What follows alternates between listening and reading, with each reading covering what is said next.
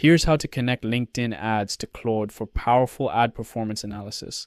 I'll grab the MCP server URL from InsightfulPipe.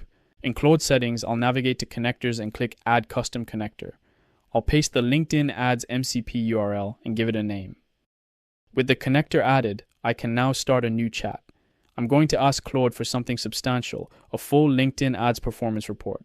I'll request an in-depth report covering account health, campaign results, ad level effectiveness, targeting and audience analysis, creative performance, budget distribution, and optimization recommendations.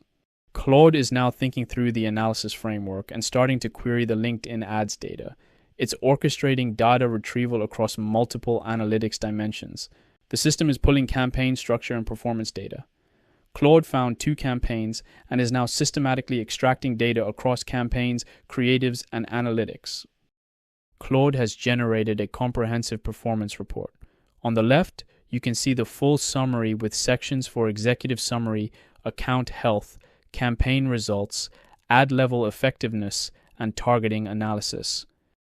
The report includes detailed tables comparing creative performance, video completion rates, and budget reallocation recommendations.